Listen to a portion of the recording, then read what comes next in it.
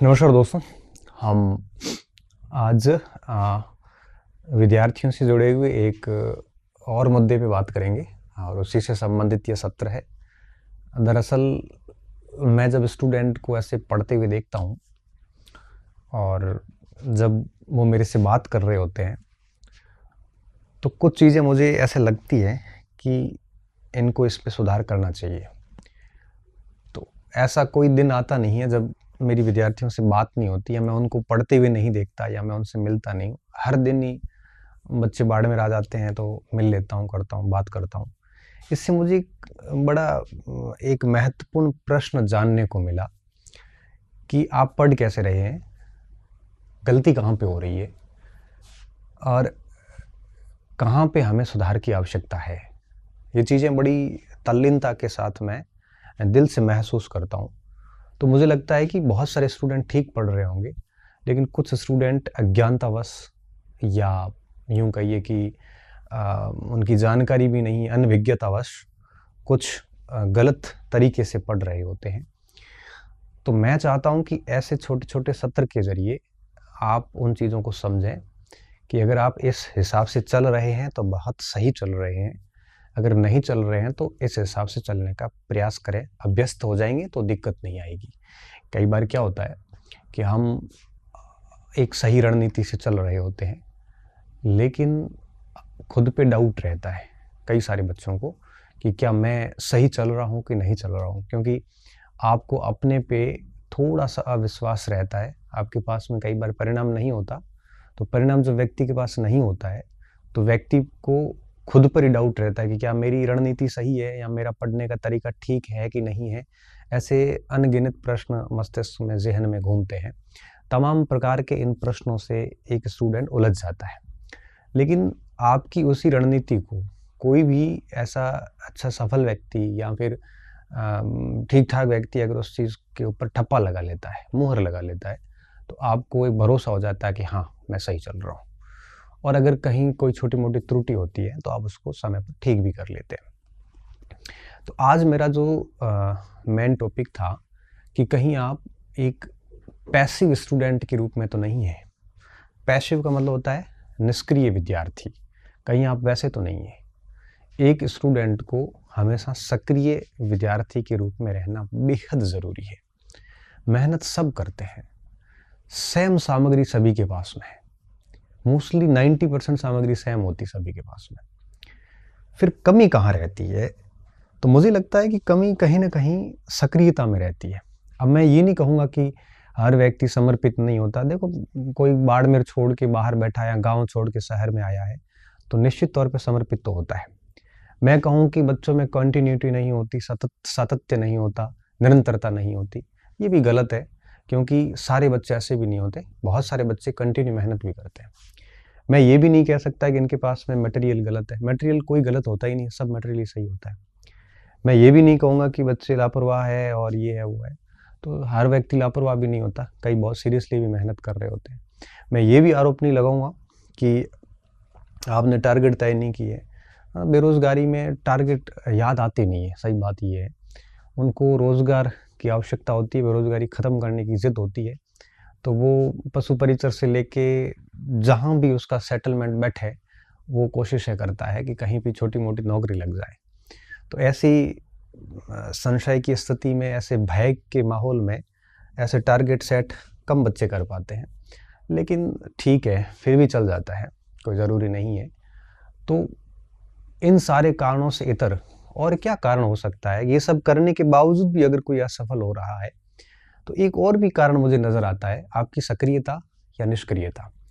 Passive हैं आप कि एक्टिव हैं आप, ठीक है?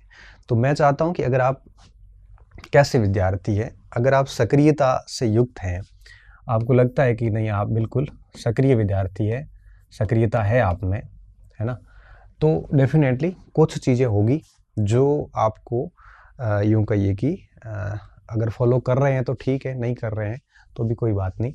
अब आप कितने एक्टिव हैं, मैं देखते हैं। सबसे पहली चीज़, एक सक्रिय विद्यार्थी क्या कर सकता है? एक एक्टिव स्टूडेंट जो होता है, एक्टिव स्टूडेंट जब भी पढ़ता है, उसका मस्तिष्क जो है वो कैसे काम करता होगा? अगर नहीं कर रहा तो आप इसका अभ्यास करना, पहली चीज़। सबसे पहली बात, जब भी आप कोई टॉपिक पढ़ रहे होते हैं तो एक निष्क्रिय स्टूडेंट क्या करता है कि बस लाइन टू लाइन पढ़ता जाता है, उसको कुछ समझ में नहीं आ रहा है कि वो पढ़ क्या रहा है। पूरा पेज पढ़ लिया या पूरा पैराग्राफ पढ़ लिया या अध्याय पूरा पढ़ लिया, लेकिन पूरा पढ़ने के बाद में भी उसको पता नहीं है कि उसने क्या पढ़ा है। ये निष्क्रियता का सबसे बड़ा पैमाना है।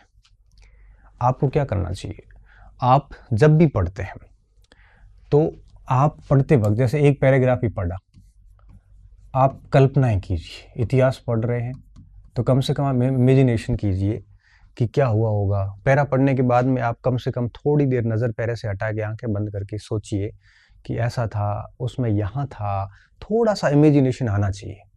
आप सतत रूप से किताब में आंखें गड़ाए बैठे हैं और कुछ भी सोच नहीं रहे हैं, उसके ऊपर इमेजिनेशन नहीं कर रहे हैं, तो ये निष्क्रियता का गुण है।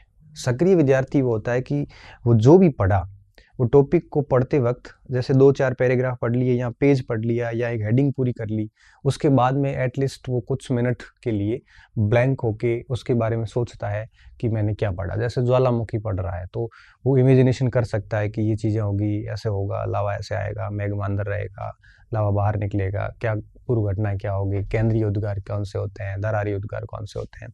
ये सारा मस्तिष्क में वो ऐसे विचरण करवाता है। जो उसने 1-1.5 पेज पढ़ा, उसको घुमाने में उसको 2-3 मिनट का समय लगता है। ये इमेजिनेशंस बेहद ज़रूरी होती है। ये ही आपके कल्पनाएं जो हैं आप स्टूडेंट को अंदर से सक्रिय बनाए रखती है। वो बिल्कुल एक्टिव बना रहता है कि क्या चीज़ें हो रही है, पहली बात। दूसरी बात, एक्टिव स्टूडेंट जब भी पढ़ता है तो उसके जैसे ही वो पैराग्राफ पढ़ा या जैसे उसने कोई टॉपिक पढ़ा, कोई हेडिंग पढ़ ली, उसके बाद में जब भी पढ़ रहा होता है तो मस्तिष्क में उसके प्रश्न चलते रहते हैं कि इस पैराग्राफ से क्या प्रश्न बन सकता है, कैसे प्रश्न बन सकता है।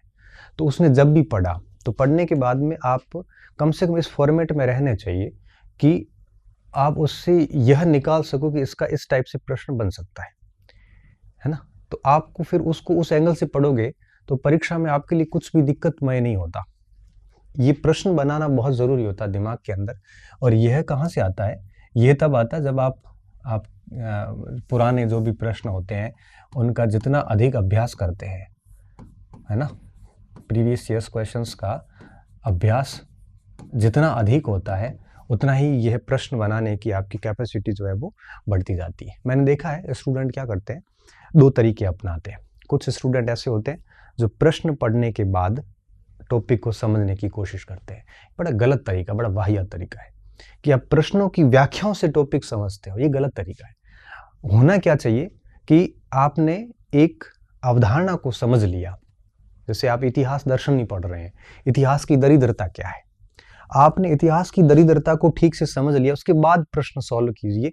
आप अपने कंसेप्ट से प्रश्न को सॉल्यूशन करना सीखिए, न कि आप प्रश्नों को करने के बाद उनकी जो व्याख्याएं दी है उससे आप अगर कंसेप्ट तैयार करोगे तो कंसेप्ट आधा अधूरा तैयार होगा। क्योंकि अब प्रश्नों के नीचे की व्याख्या प्रश्न के अकॉर्डिंग होती है, वो समग्रता से तैयार नहीं कर सकते, वो टिप होता है, कुछ कुछ पॉइंट्स एस्पेक्ट्स कवर होते हैं। तो आपको प्रश्न बनाना आना चाहिए हर पैराग्राफ से। और तीसरी बात कि आप क्या करो, आप अवधारणा पहले पढ़िए और अवधारणा कंसेप्ट समझने के बाद में जैसे अवधारणा होती है उसके बाद में प्रश्न हल कीजिए, उसके बाद इनकी व्याख्याएं पढ़िए। न कि आप प्रश्न पढ़ने के बाद प्रश्नों के जरिए आप अवधारणा को क्लियर करो, बल्कि अवधारणाओं के जरिए प्रश्न को क्लियर करने की कोशिश कीजिए। ये सक्रियता का एक बहुत अच्छा आयाम होता है।